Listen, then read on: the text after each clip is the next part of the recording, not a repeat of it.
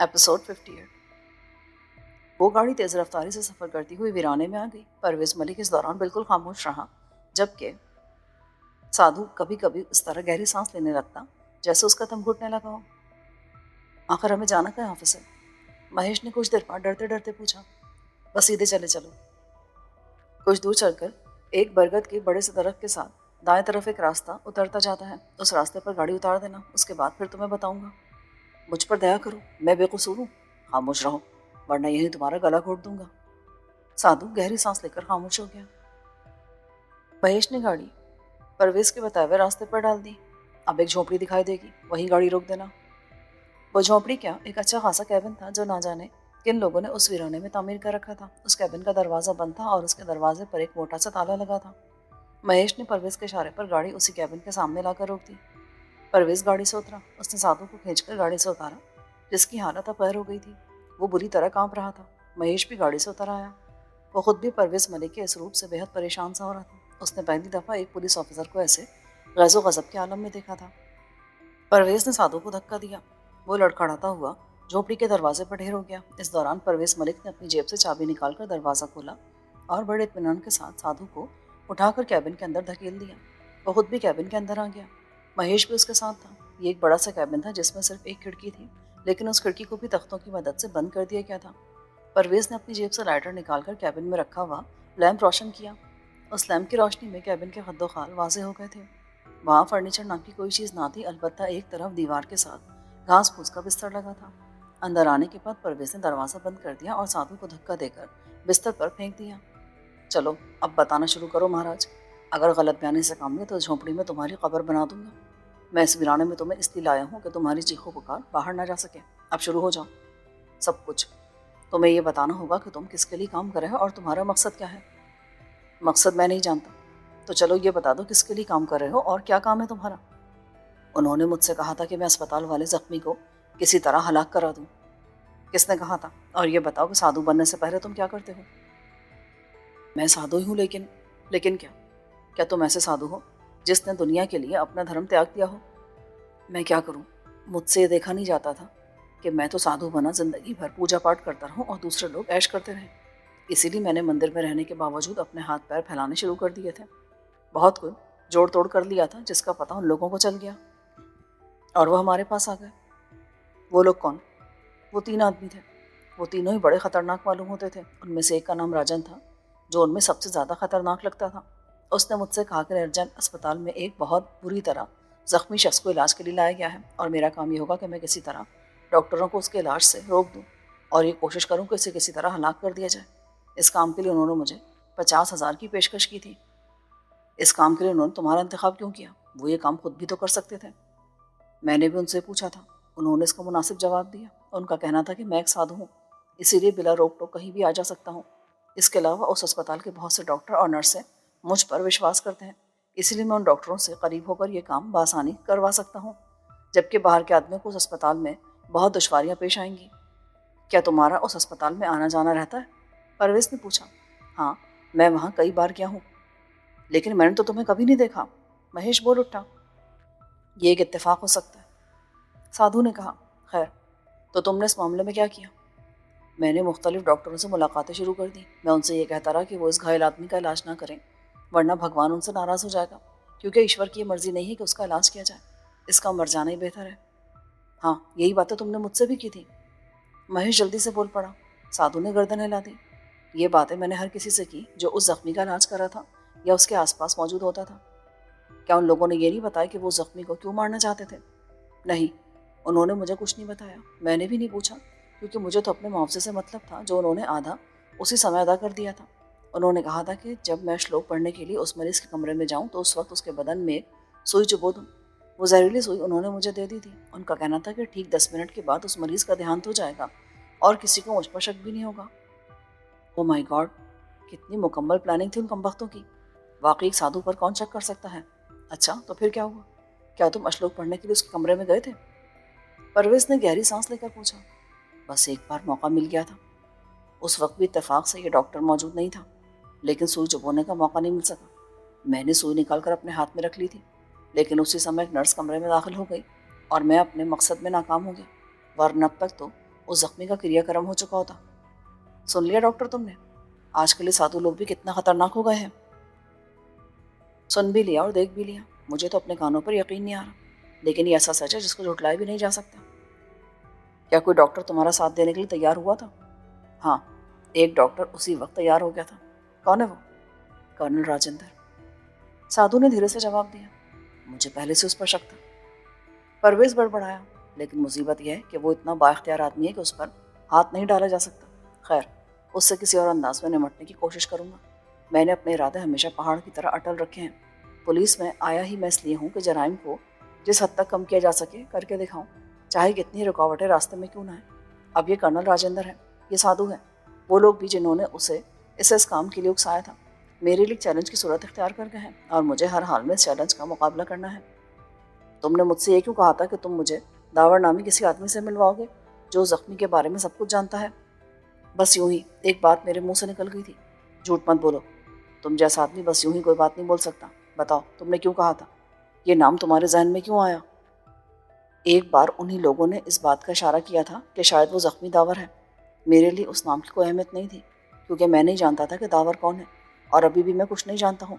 बस ये नाम मेरे जहन में था और मैंने डॉक्टर महेश की दिलचस्पी बढ़ाने के लिए इस नाम का हवाला दे दिया था। इसके अलावा और कोई अहमियत नहीं है। मैं सच कह रहा हूँ, मेरी बात पर विश्वास करो। मुझे तुम्हारी बात पर विश्वास है साधु महाराज, क्योंकि इस वक्त तुम में इतनी हिम्मत नहीं कि तुम झूठ बोल सको। देखो, मैंने तुम्हें सब कुछ बता दिया है, अब मुझे जाने दो। मैं वादा करता हूँ कि अभी तक तुमने एक बात तो बताई ही नहीं। तुमने ये नहीं बताया कि वो ट्रांसमीटर तुम्हें किसने दिया था? उन्हीं लोगों ने। उन्होंने उसके इस्तेमाल का तरीका भी बता दिया था।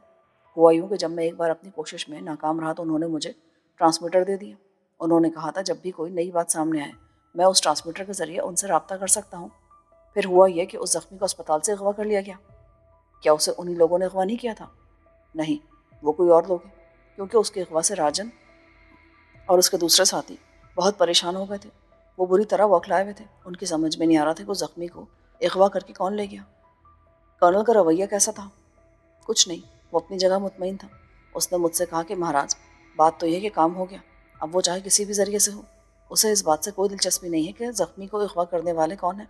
उसे बस इस बात की खुशी है कि उसके सर से एक बोझ उतर गया। क्या तुम बता सकते हो कि कर्नल उस जख्मी का दुश्मन क्यों हो गया था? परवेज ने डॉक्टर महेश से कहा। नहीं, इस बारे में मुझे कुछ नहीं मालूम। अलबत्ता इतना ज़रूर है कि मैं भी उसके सर्द रवैये को देखकर हैरान हुआ करता था। पहले पहल तो उसने जख्मी के इलाज में बहुत दिलचस्पी ली, बहुत सरगर्म रहा, बहुत ही पुरजोश नज़र आ रहा था। फिर धीरे धीरे उसका रवैया तब्दील होता चला गया और अब अंदाज़ा हुआ कि उसकी वजह ये साधु महाराज थे, जिन्होंने अपनी बातों से उसके जहन को आलूदा कर दिया था। देखो, अब तो मुझे छोड़ दो, साधु ने कहा। मैंने तो कोई बात नहीं छुपाई, सब कुछ बता दिया। इसके बावजूद तुम्हें छोड़ा नहीं जा सकता। देखो महाराज, मेरी फितरत ऐसी है कि मैं हर मज़हब के रहनुमाओं का एहतराम किया करता हूँ। अगर तुम्हारी जगह कोई आम आदमी होता तो शायद मैं उसे छोड़ भी देता, लेकिन तुम एक साधु हो। कहने को तो तुमने दुनिया त्याग दी है, लोगों को धोखा देने के लिए तुमने अपने नफ्स को हलाक कर रखा है, लेकिन इसके बरक्स तुम किसी कुत्ते की तरह तुम हिलाते फिर रहे हो, हड्डी के पीछे दौड़ रहे हो। तुम जैसे महाराज अगर ख़राब हो जाए तो पूरा माशरा ख़राब हो सकता है, इसलिए तुम्हें नहीं छोड़ा जा सकता। नहीं नहीं, तुम मेरा कुछ नहीं बिगाड़ सकते, मैं तुम्हें जिंदा नहीं छोड़ूंगा। साधु अचानक उठ खड़ा हुआ। फिलहाल तो तुम अपनी फिक्र करो। डॉक्टर, तुम ज़रा बाहर चले जाओ, मेरा ख्याल है कि तुम ये मंजर देख नहीं सकोगे। डॉक्टर महेश कुछ कहे सुने बगैर बाहर आ गया। अभी उसे बाहर आए कुछ ही देर हुई थी कि गोली चलने की आवाज़ सुनाई दी और एक दर्दनाक चीख फिजा का जिगर चीरती हुई दूर तक तैर गई। यह आवाज़ यकीनन साधु की थी। डॉक्टर महेश अपनी जगह पत्थर की तरह जम के रह गया। परवेज मलिक बाहर आ गया। उसके चेहरे पर किसी किस्म का तासुर नहीं था। चलो आओ। उसने आगे बढ़कर उसका हाथ थाम लिया, फिर हंसते हुए बोला, अरे तुम तो ठंडे पड़े हुए हो, क्यों? बस यूं ही। क्या किया तुमने? बस अब उस साधु को भूल जाओ, उसकी कहानी खत्म हो चुकी है। लेकिन मेरा मतलब है कि इस तरह, तुम तो खुद पुलिस ऑफिसर हो, तुम्हें। मैं समझ गया कि तुम क्या कहना चाहते हो। यही कहोगे ना कि इस तरह मुझे कानून को अपने हाथ में नहीं लेना चाहिए था, क्यों? लेकिन मैं तुम्हें यह बताऊं कि इस तरह मैंने कानून को तो अपने हाथ में लिया ही है, लेकिन दूसरी तरफ मैंने इंसाफ के तकाजे भी पूरे कर दिए हैं। इस शख्स का यही अंजाम होना चाहिए था। बस अब कुछ मत पूछना, भूल जाओ इस बात को। वो दोनों गाड़ी के पास आ गए। महेश ने ड्राइविंग सीट पर बैठना चाहा, लेकिन परवेज ने मना कर दिया। उसने खुद ड्राइविंग संभाल ली। महेश उसके बराबर वाली सीट पर बैठ गया। परवेज ने अपने आप को किसी हद तक संभाल लिया था। उसके चेहरे की वहशत अब कम होती जा रही थी। آخر اس زخمی میں ایسی کون سی بات ہے جس کے لیے سب پاگل ہوئے جا رہے ہیں؟ مہیش نے کچھ دیر بعد کہا، یہ اپنی نوعیت کا انوکھا کیس ہے۔ کمال یہ کہ ابھی تک ہم اس کی شخصیت کے بارے میں بھی نہیں جانتے۔ ہمیں نہیں معلوم کہ وہ کون ہے۔ اس کے باوجود نہ جانے کتنے لوگ اس کے پیچھے ہیں۔ کوئی اسے ہلاک کروانا چاہتا ہے تو کوئی اسے اغوا کرنے کے در پر ہے، اور کوئی اس کی زندگی ہر قیمت پر بچانے کا خواہش مند ہے۔ یہ ایک ایسا گورکھ دھندا ہے جو ابھی تک میری سمجھ میں نہیں آ سکا۔ کیا تم نے اس سے معلوم نہیں کیا کہ وہ لوگ کہ جن لوگوں نے اس سادھو کو اس کام کے لیے آمادہ کیا تھا وہ کہاں مل سکتے ہیں؟ ظاہر ہے میرا سب سے پہلا کام یہی تھا اور میں نے معلوم کر لیا ہے۔ اب مجھے تم سے کچھ باتیں کہنی ہیں۔ آئی تھنک تم میری باتوں پر دھیان دو گے۔ ہاں آفیسر، بتاؤ کیا کرنا ہے مجھے؟ سب سے پہلا کام تو یہ کہ تم اس سلسلے میں اپنی زبان بند رکھو گے، کسی کو کچھ نہیں بتاؤ گے۔ دوسری بات، تمہیں کرنل پر نگاہ رکھنی ہوگی۔ وہ ایک پراسرار کردار کا آدمی معلوم ہوتا ہے۔ اگر تم بھی یہ محسوس کرتے ہو کہ اس معاشرے سے برائیوں کو ختم کرنے کی کوشش کی جائے تو تمہیں میرے ساتھ تعاون کرنا ہوگا، اور اس تعاون کا طریقہ یہ ہوگا کہ تم کرنل کی نگرانی کرو، یہ دیکھو کہ وہ کن کن لوگوں سے ملتا ہے، ہو سکے تو اس کی باتیں سننے کی بھی کوشش کرو۔ میں اس دوران رنجن اور اس کے آدمیوں کو گھیرنے کی کوشش کرتا ہوں۔ ویسے میں یہ سمجھتا ہوں کہ وہ لوگ بھی کسی اور کے لیے کام کر رہے ہوں گے اور انہیں صرف استعمال کیا جا رہا ہے۔ میں اس سلسلے میں کیا کہہ سکتا ہوں؟ جو تم مناسب سمجھتے ہو وہ کرو۔ پرویز ملک نے گاڑی کی رفتار بڑھا دی۔ گاڑی ہچکولے لیتی ہوئی اونچے نیچے راہوں پر تیزی سے سفر کرنے لگی۔ ڈاکٹر کھنہ زخمی کے کمرے میں واپس آ گیا۔ دوسرے ڈاکٹر ابھی تک زخمی کے آس پاس ہی موجود تھے۔ وہ سب کے سب جدید آلات کی مدد سے اس کی دیکھ بھال میں لگے ہوئے تھے۔ اس وقت وہ کمرہ کسی اسپتال کے انتہائی نگہداشت کے وارڈ کا کمرہ لگ رہا تھا۔ کھنہ کے واپس آنے کے بعد وہ سب اس کی طرف متوجہ ہوئے۔ کیوں بلایا تھا اس نے؟ ڈاکٹر اتھر نے پوچھا۔ کوئی خاص بات تھی کیا؟ کوئی خاص بات نہیں تھی، لیکن اب میں نے اپنا ارادہ تبدیل کر دیا ہے۔ کیا مطلب؟ کچھ نہیں، برنارڈ نے مجھ سے صرف ایک بات کی تھی۔ اس نے کہا تھا کہ اس نے بہت سوچ سمجھ کر ہم ڈاکٹرز کا انتخاب کیا ہے، اور اس امید ہے کہ ہم لوگ اس کی توقعات پر پورا اتریں گے۔ بس اتنا سنتے مجھے شرم سی آنے لگی۔ میں نے محسوس کیا کہ میں نے جو منصوبہ بنایا تھا وہ بہت غلط تھا۔ مجھے ایسا نہیں کرنا چاہیے تھا۔ یہ ہمارے اصول اور پیشے کے خلاف ہے۔ ہمارا انجام چاہے کچھ بھی ہو، ہمیں وہی کرنا ہے جس کے لیے ہمیں منتخب کیا گیا ہے۔ یہ ہوئی نا بات ڈاکٹر؟ ہم لوگ تو تمہارے فیصلے سے خود بہت الجھ گئے تھے۔ یہ اچھا ہوا کہ تم نے خود اس بات کا تجربہ کر لیا کہ ہمیں کیا کرنا ہے۔ اب بتاؤ کہاں سے اپنا کام شروع کریں؟ ہمیں اس مریض کی بقا کے لیے جو کچھ کرنا ہے وہ کرتے رہیں گے۔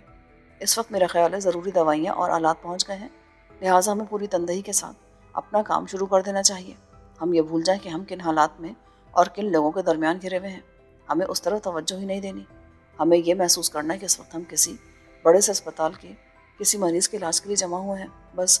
اس کے علاوہ مجھے اور کچھ نہیں کہنا۔ آپ لوگ اپنی اپنی ڈیوٹیاں سنبھال لیں۔ اس نے کمرے میں موجود ڈاکٹروں کو ان کے فرائض بتانے شروع کر دیے۔ کچھ دیر بعد وہ بھول گیا تھا کہ اس شخص نے اسے کیا ہدایات دی تھی، اور اب وہ یہ سب اپنا فرض سمجھ کر رہا تھا۔ کچھ ہی دیر گزری کہ برنارڈ کمرے میں داخل ہوا۔ وہ ایک طرف کھڑا ہو کر گہری نگاہوں سے کمرے کا جائزہ لینے لگا۔ کچھ دیر بعد اس نے مطمئن انداز میں گردن ہلائی اور کھنہ کو اپنی طرف آنے کا اشارہ کیا۔ کیسا کام چل رہا ہے ڈاکٹر؟ تم خود دیکھ سکتے ہو، کھنہ نے خشک لہجے میں کہا۔ ہاں وہ تو میں دیکھ ہی رہا ہوں۔ تمہیں کسی اور چیز کی ضرورت ہو تو بتا دینا۔ میں نے اس کے علاج کے لیے اپنی تجوری کھول دی ہے، جتنا بھی خرچ ہو میں اس کے لیے تیار ہوں۔ کیا میں یہ پوچھ سکتا ہوں کہ زخمی میں آخر ایسی کون سی خاص بات ہے جس کے لیے تم اس قدر پریشان ہو؟ ٹھیک ہے، چونکہ تم اس کے مالج ہو اس لیے تم سے کوئی بات چھپانی نہیں چاہیے۔ آؤ میرے ساتھ۔ کھنہ اس کے ساتھ کمرے سے باہر آ گیا۔ برنارڈ اسے اپنے ساتھ لے کر ایک ایسے کمرے میں آیا جو کھنہ نے پہلے کبھی نہیں دیکھا تھا۔ اس کمرے میں ایک بڑی سی میز تھی جس کے ارد گرد کرسیاں لگی ہوئی تھیں۔ یہ ہمارا میٹنگ روم ہے۔ جب بھی ہمیں کوئی مسئلہ درپیش ہوتا ہے ہم اسی کمرے میں بیٹھ کر غور و خوض کرتے ہیں۔ برنارڈ کے اشارے پر کھنہ نے کرسی سنبھالی۔ برنارڈ اس کے سامنے والی کرسی پر بیٹھ گیا۔ تم نے شاید انگلش موویز میں سے سیٹ اپ دیکھے ہوں گے۔ کیا تمہیں سب کچھ دیکھ کر ہیجان اور جوش محسوس نہیں ہو رہا؟ اگر حالات دوسرے ہوتے تو شاید ایسا محسوس بھی کرتا میں، لیکن اس وقت ہمارے سب سے بڑا مسئلہ ہماری سلامتی کا ہے۔ میں انفرادی سلامتی کی بات نہیں کر رہا، بلکہ لاکھوں کروڑوں لوگوں کی سلامتی کا سوچ رہا ہوں۔ تمہیں شاید یہ اندازہ ہو کہ تم ہندوستان بھر کے قابل ترین فزیشین اور سرجنز یہاں اٹھا لائے ہو۔ اگر ان لوگوں کو کچھ ہو گیا تو نہ جانے کتنے مریض تڑپ تڑپ کر جان دے دیں گے۔ تمہیں یہ اندازہ کیسے ہوا کہ تم لوگوں کو کچھ ہو جائے گا؟ تم نے انگلش فلموں کی بات کی ہے، تو میں نے انگلش فلموں میں ہی دیکھا ہے کہ جب صورتحال ایسی ہو تو چشمدید گواہوں کو زندہ نہیں رکھا جاتا۔ ہم لوگ تمہارے اور تمہارے اس گورکھ دھندے کے چشمدید گواہ ہیں، اس لیے تم نہیں چاہو گے کہ ہم واپس جا کر تمہاری کہانی مشہور کر دیں۔ ڈاکٹر، تم واقعی زندہ دل آدمی ہو، لیکن اس کا مطلب یہ تو نہیں کہ تم نے مریض کے علاج کی فکر چھوڑ دی ہے۔ ایسی بات نہیں ہے، یہ میرا فرض تھا۔ چاہے اس کے نتیجے میں ہم لوگوں کو موت ہی کیوں نہ آ جائے۔ خیر، میں فی الحال تم اس بارے میں یقین بھی دلانا چاہوں تو تم یقین نہیں کرو گے، لیکن اتنا ضرور ہے کہ میں خود بھی یہ نہیں چاہتا کہ اتنے قابل لوگ ایک ساتھ موت کے گھاٹ اتر جائیں۔ میں یہ چاہتا ہوں کہ تم لوگ اپنی پوری توانائی اور صلاحیتوں کے ساتھ زندہ رہو، اس میں ہمارا ہی فائدہ ہوگا۔ یہ تو بات کی باتیں ہیں، لیکن میں اپنے تجسس کی خاطر پوچھ رہا ہوں کہ آخر زخمی میں ایسی کون سی خاص بات ہے؟ تمہیں تفصیل بتانے کی ضرورت تو نہیں ہے، کیونکہ تمہیں معلوم ہی ہوگا کہ زخمی کن حالات میں اور کہاں سے ملا تھا۔ اس کے سلسلے کی خاص بات یہ ہے کہ حکومت اس کی طرف متوجہ ہو گئی اور اس کا علاج کرنا شروع کرا دیا گیا۔ حکومت کے ساتھ ساتھ اور پارٹیاں بھی اس کی طرف متوجہ ہو گئیں اور ان میں سے ہر ایک نے اس کے حصول کی کوشش شروع کر دی۔ انہی پارٹیوں میں سے ایک ہماری پارٹی بھی ہے۔ سوال پھر وہی کہ آخر کیوں؟ دیکھو، میں تمہیں اس کا پس منظر بتا دیتا ہوں۔ جس وقت وہ دھماکہ ہوا تھا اس وقت ان اطراف میں داور بھی موجود تھا۔ میں یہ نام شاید پہلے بھی سن چکا ہوں۔ کون ہے یہ داور؟ ایک بہت خطرناک اور دلیر شخص جو اگر زندہ سلامت ہو تو ہزاروں پر بھاری پڑ سکتا ہے۔ اس کے باپ نے بچپن میں اس سے منہ موڑ لیا تھا۔ یہ دو بھائی تھے، داور اور سلیم۔ سلیم کے بارے میں ہمیں کچھ زیادہ معلوم نہیں، لیکن داور نے اعلیٰ تعلیم حاصل کی۔ اس کے ساتھ ساتھ اس کی تربیت بھی بے مثال ہاتھوں میں ہوئی اور وہ دنیا بھر کے فنون حرب کا ماہر بن گیا۔ اس کا باپ دلاور ہی ایک بہت بڑے گروہ کا سرغنہ رہ چکا ہے جس نے کروڑوں کی دولت جمع کر لی تھی۔ خیر، اس وقت ہمیں داور کے بارے میں بات کرنی ہے۔ تو ہوا یہ کہ داور کو ایک بار جیل ہو گئی جہاں اس کی ملاقات ایک بوڑھے شخص سے ہوئی۔ وہ شخص افریقہ کے ایک بہت طاقتور قبیلے کا سربراہ تھا۔ اس شخص نے داور کو نہ صرف مارشل آرٹ کی ٹریننگ دی بلکہ اسے اپنا جانشین بھی بنا لیا۔ اس قبیلے کی روایت کے مطابق کوئی بھی سردار کسی کو بھی جانشین بنا سکتا ہے۔ اس کی تعظیم اور اس کا احترام پورے قبیلے پر واجب ہو جاتا ہے۔ تو داور بھی ہندوستان میں بیٹھے بیٹھے اس قبیلے کا سردار بن گیا۔ بوڑھے نے نشانی کے طور پر اس کے بازو پر کوبرا کا نشان بنا دیا۔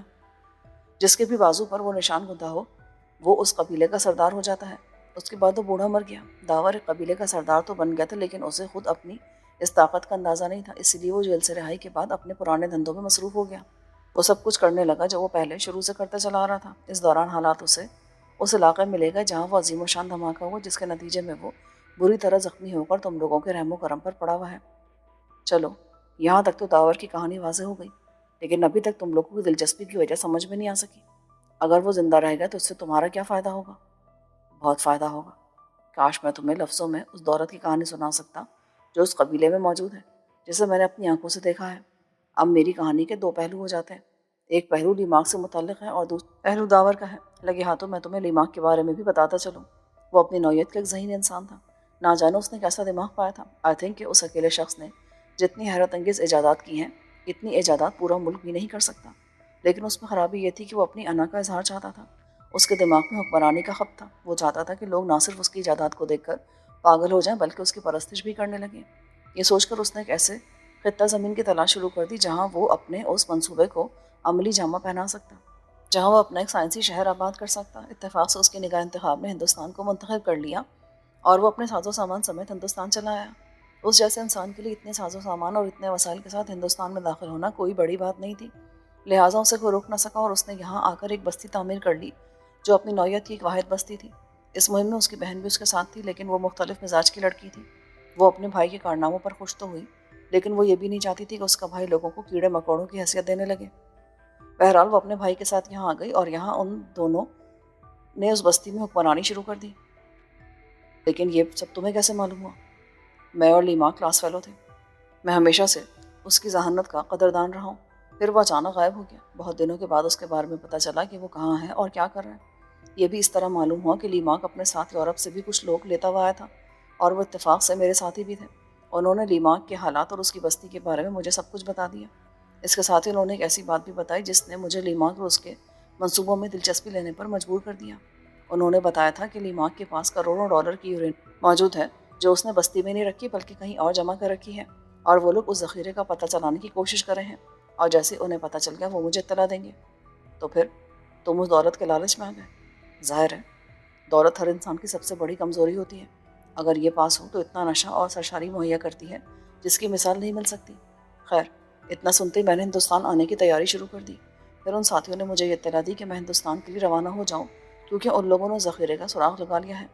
اتنا سنتے ہی میں نے اپنے وسائل اکٹھے کیے اور ہندوستان کے لیے روانہ ہو گیا۔ لیکن ہوا یہ کہ حالات کچھ ایسے ہوئے کہ میں ہندوستان آنے کے بجائے افریقہ چلا گیا۔ یہ کس طرح ہوا؟ کھنہ نے بے ساختہ پوچھا۔ बहुत आसानी से। उस तैयारे को अगवा कर लिया गया था। तैयारे को अफ्रीका ले जाया गया, जहाँ हमें बड़ी परेशानियों का सामना करना पड़ा। हमारी जिंदगियों के लाले पड़ गए थे। मैं किसी न किसी तरह जान बचाकर भाग निकलने में कामयाब हो गया। वहाँ जो कुछ हुआ मैं उसकी तफसील बताकर तुम्हें बोर नहीं करना चाहता, क्योंकि वो एक गैर मुताल्लिक कहानी है। इन्हीं चक्करों में पढ़कर मैं कबीले में जा पहुंचा जिसका सरबरा दावर नामी वो शख्स है जो हिंदुस्तान में मौजूद है। ये भी एक दूसरी दास्तान है कि मैं किस तरह वहाँ पहुंचा। मैं मुख्तसरन तुम्हें सब कुछ बता रहा हूँ। तो उस कबीले में पहुंचकर मुझे मालूम हुआ कि दावर की कहानी क्या है। उन लोगों को ये मालूम हो गया था कि उनका सरबरा दावर नामी एक शख्स है और वो हिंदुस्तान में मौजूद है। उन्होंने मुझसे कहा कि अगर मैं किसी तरह उस शख्स को यहाँ तक ले आऊँ तो वो मुझे इतनी दौलत देंगे जिसका मैं तसव्वुर भी नहीं कर सकता। मैंने उनकी बातों पर यकीन नहीं किया। इस पर उन लोगों ने मुझे अपने कदीम नवादरात दिखाए। डॉक्टर, तुम यकीन कर सकते हो कि उन नवादरात की क्या अहमियत होगी। वो कितना बड़ा ख़जाना है।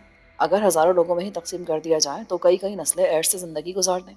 और वो बेशबहा ख़जाना वो लोग उस पर निछावर करने को तैयार थे जिसको उन्होंने देखा तक नहीं था।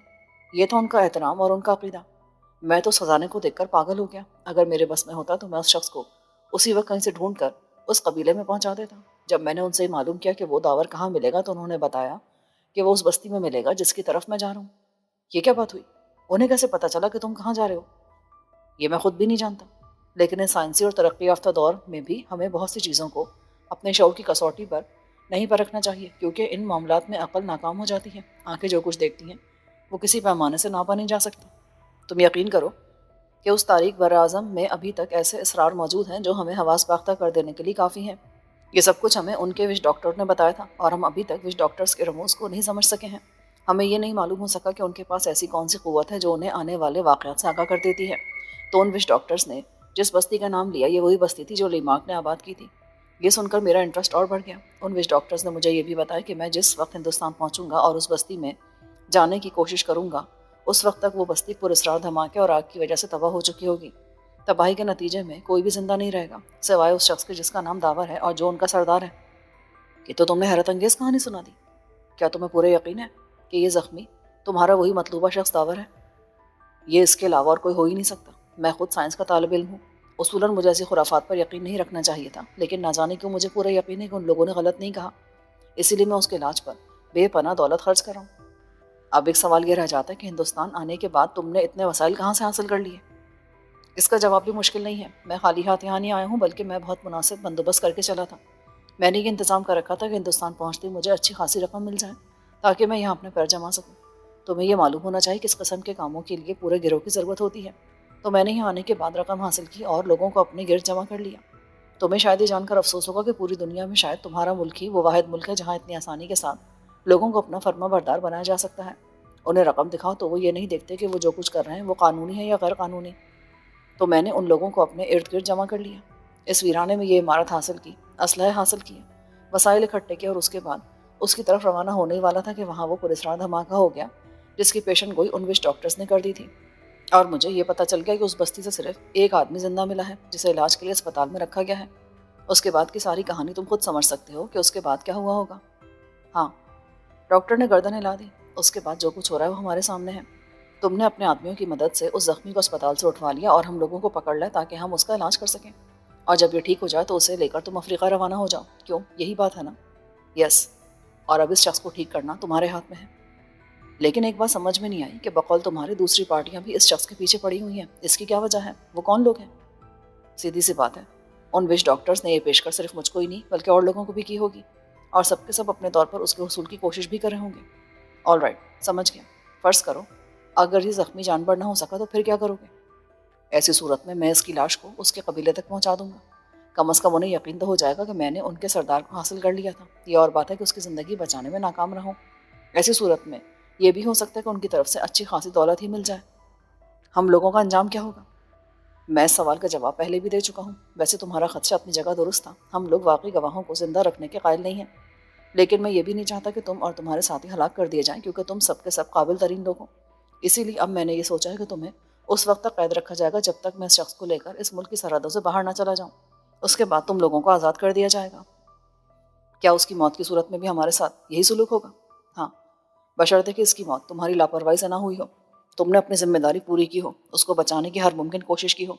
क्योंकि मुझे मालूम है कि कुछ देर पहले तुमने अपना इरादा तब्दील कर दिया था। तुमने अपने साथी डॉक्टर्स को यह बताया था कि उस जख्मी को हलाक कर दिया जाए। क्या? खन्ना ने चौंक कर उसकी तरफ देखा। बर्नार्ड की इस बात ने उसके चेहरे का रंग तब्दील कर दिया था। हाँ, मैंने तुम्हारी सारी बातें सुन ली थी, बर्नार्ड ने मुस्कुराते हुए कहा। तुम खुद सोचो, जिस शख्स के लिए इस जख्मी की इतनी अहमियत है, क्या उसने उस जख्मी की निगरानी के इंतजाम नहीं किए होंगे?